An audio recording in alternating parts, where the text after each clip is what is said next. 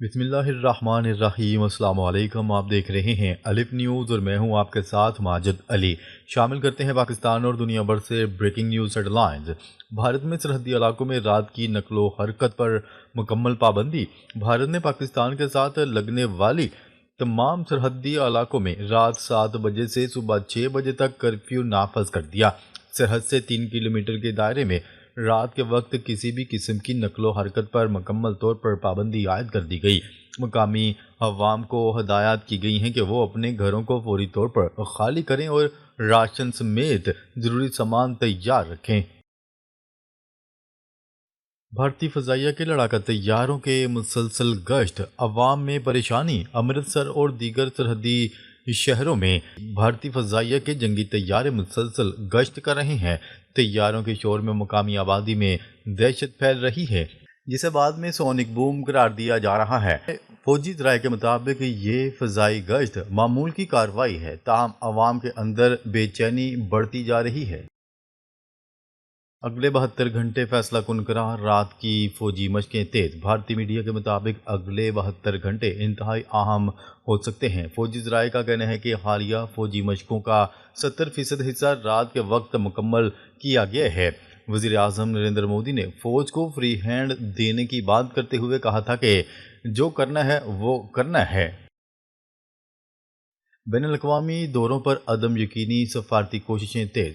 امریکی صدر Donald Trump اور دیگر عالمی رہنماؤں کے بھارت کے ممکنہ دوروں پر موجودہ صورتحال کے اثرات مرتب ہو رہے ہیں۔ بھارت اس موقع پر روس اور امریکہ دونوں ممالک کے ساتھ تعلقات استوار کرنے کی کوششوں میں مصروف ہے۔ سفارتی ذرائع کے مطابق وزیر اعظم نریندر مودی انٹیلیجنس ایجنسیوں کے سربراہوں کے ساتھ مسلسل رابطے میں ہیں۔ سرحدی علاقوں کے رہائشیوں کو ہدایات، راشن اور سامان کی تیاری۔ سرحدی علاقوں کے رہائشیوں کو ہدایات کی گئی ہیں کہ وہ کسی بھی ہنگامی صورتحال کے لیے راشن، پانی اور ضروری سامان تیار رکھیں۔ مقامی انتظامیہ نے عوام کو خبردار کیا ہے کہ وہ رات کے وقت روشنی اور آواز والے آلات کے استعمال سے پرہیز کریں۔ فوجی دستے سرحدی علاقوں میں مسلسل تعینات ہیں۔ بھارت نے دہلی حملے کا الزام ترکی پر ڈال دیا، نیا عالمی محاذ کھلنے کے لیے تیار۔ بھارتی میڈیا نے دعویٰ کیا ہے کہ دہلی حملے کے مبینہ ماسٹر مائنڈ کا تعلق ترکی سے ہے۔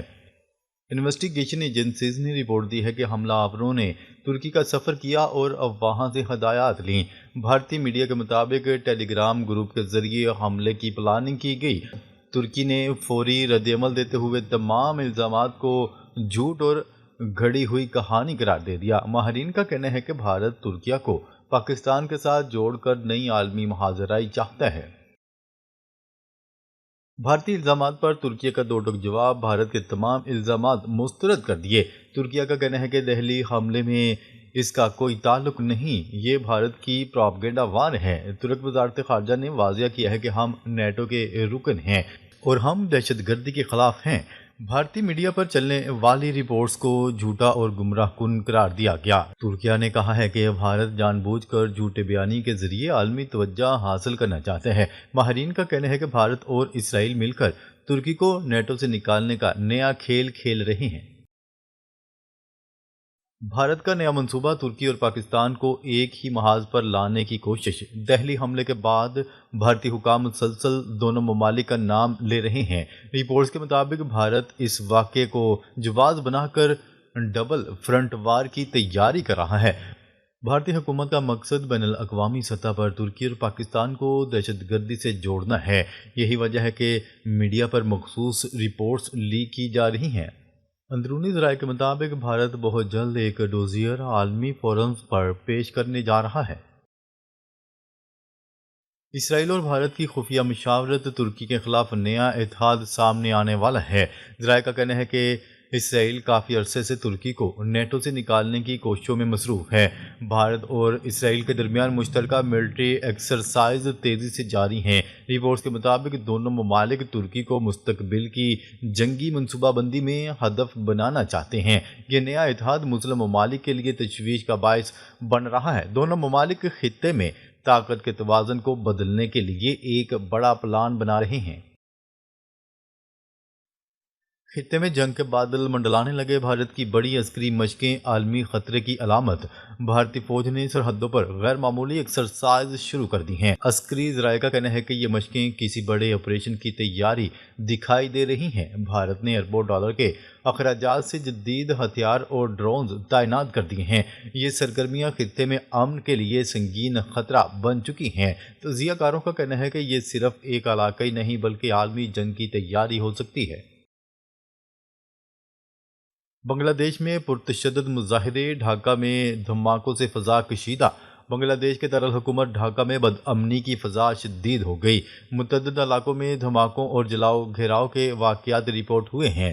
عوام سڑکوں پر نکل آئی جبکہ سیکیورٹی فورسز ہنگامہ آرائی روکنے میں مصروف ہیں۔ حکومت مخالف اور حامی گروپوں کے درمیان تصادم کی اطلاعات موصول ہو رہی ہیں۔ موجودہ صورتحال کے پیش نظر دارالحکومت میں ہائی الرٹ نافذ کر دیا گیا ہے۔ سابق وزیراعظم شیخ حسینہ واجد کے خلاف ٹرائل کے فیصلے سے قبل سیاسی تناؤ میں اضافہ۔ حسینہ واجد کے خلاف مقدمے کا فیصلہ 17 نومبر کو سنایا جائے گا۔ فیصلے سے قبل ملک بھر میں احتجاج اور سیاسی درجہ حرارت میں نمایاں اضافہ ہو چکا ہے۔ حسینہ واجد کے حامی اور مخالف گروپ آمنے سامنے ہیں۔ پولیس نے کئی شہروں میں دفعہ 144 نافذ کر کے اجتماعات پر پابندی عائد کر دی۔ تجزیہ کاروں کا کہنا ہے کہ عدالتی فیصلے کے بعد حالات مزید سنگین ہو سکتے ہیں۔ بھارت کی مبینہ مداخلت پر ڈھاکہ کا شدید احتجاج، سفارتی تعلقات میں تناؤ۔ بنگلہ دیش کی وزارت خارجہ نے بھارت کے ڈپٹی ہائی کمشنر کو طلب کر کے احتجاج ریکارڈ کروایا۔ حکومت ڈھاکہ نے الزام لگایا کہ بھارت حسینہ واجد کے حامی گروپوں کی پشت پناہی کر رہا ہے۔ بھارتی میڈیا میں حسینہ واجد کا انٹرویو نشر ہونے پر بھی اعتراضات اٹھائے جا رہے ہیں۔ بنگلہ دیشی حکام کا کہنا ہے کہ ایک مفرور سیاستدان کو پلیٹ فارم فراہم کرنا غیر مناسب ہے۔ سیاسی ماہرین کے مطابق اس معاملے سے دونوں ملکوں کے تعلقات مزید کشیدہ ہو سکتے ہیں۔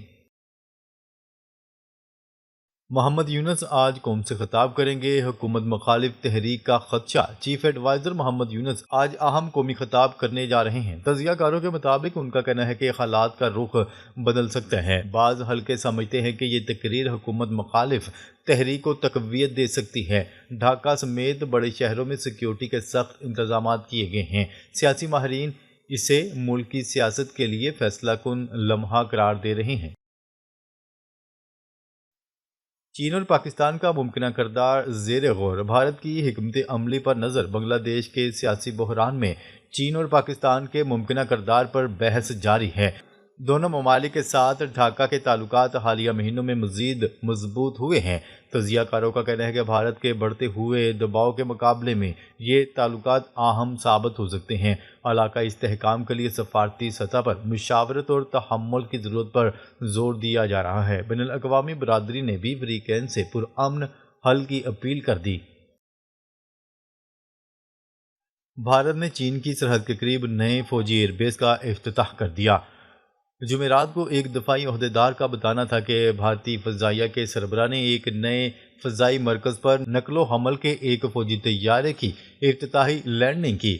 یہ فضائی مرکز چین سے متصل متنازعہ ہمالیائی سرحد کے قریب لڑاکا طیاروں کی کارروائی کی صلاحیت رکھتا ہے۔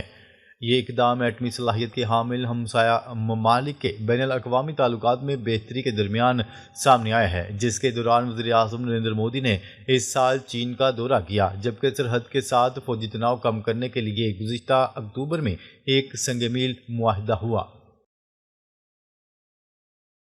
بھارت کو نئی دہلی دھماکے کی تحقیقات میں مدد کی پیشکش۔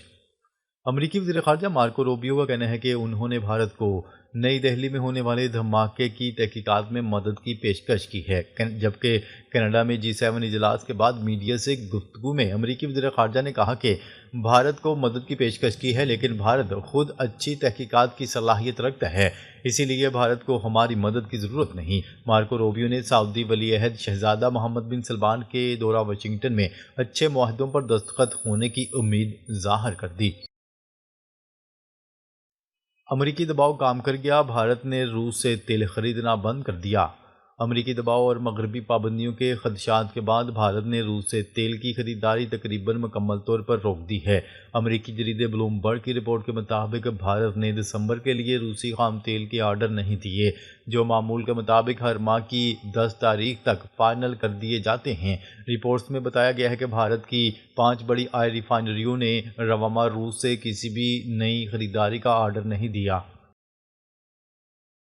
پاکستان اور تاجکستان کا عسکری تعاون کو مزید وسعت دینے پر اتفاق۔ ISPR کے مطابق وزیر دفاع Tajikistan joint staff head quarter پہنچے، جہاں انہوں نے chairman joint chief of staff committee general Sahir Shamshad Mirza سے ملاقات کی۔ ملاقات میں دو طرفہ دلچسپی کے امور اور علاقائی صورتحال پر تبادلہ خیال ہوا۔